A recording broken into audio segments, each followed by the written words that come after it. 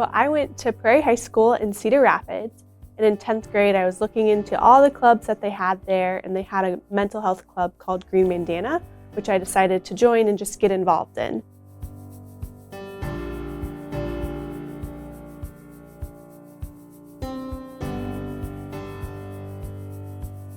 Fast forward to the spring of my sophomore year, my sister actually had a stroke, and she's doing great and she's kicking butt now. But at the time, I just had a firsthand experience where I witnessed myself, hers, and everyone around us reaction to that event. I realized how hard it is to find mental health resources when you don't know where to start.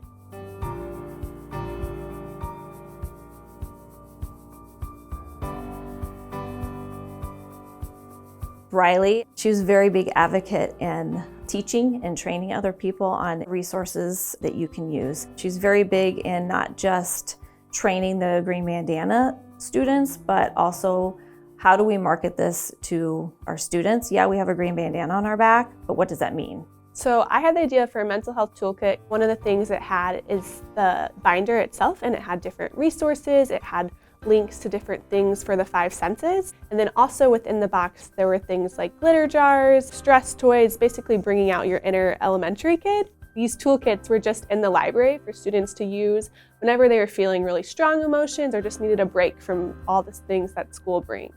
She's definitely a role model for Green Bandana, but I think the school in general. Rylee helped implement goals, made sure that we're taking care of ourselves and being accountable for our mission and our purpose. She's very determined to make Prairie a more loving and supportive environment.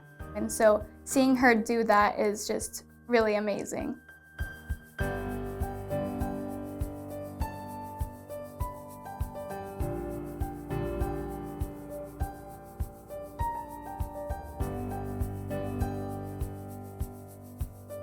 QPR training, she set it up. I really was just the person that rented the room for her and was the adult chaperone. She did everything. The first time I was trained, I walked away saying, wow. And next time I saw my grandparents, I was like, you should go get trained. And it was kind of this ripple effect within my family and the people I knew. And so I hope that everyone that attended that training had a similar experience. Some of the district staff and principal came to the training at the end of the year. And so I think planting that seed before she graduated is something that we will continue to see grow.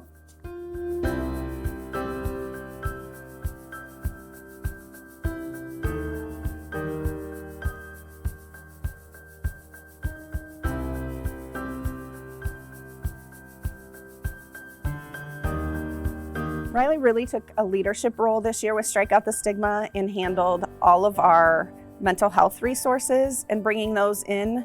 She was able to contact and reach out to about 40 resources that we had attend our event. She also reached out to the area schools and brought in their different groups. So we had 8 different high schools mental health club members. They helped with applying tattoos, with creating kindness rocks, with making stress balls. We also offered them QPR training and a mental health toolkit as another way to just expand resources and get the knowledge out there. As a quiet leader, she comes in and I feel like she meets students and adults where they are. But then when it's time for her to shine, she has no problems standing in front of adults, standing in front of a TV camera that she was interviewed for at Strike Out the Stigma. She just models what it means to be a leader, and it's really cool for other kids to see her do that and hopefully be encouraged to want to follow in her footsteps. One of the key messages that I think resonates with youth and teens surrounding mental health is that they don't have to solve the problem. They just have to be willing to listen and to show others that they heard and that they matter and that tomorrow needs them.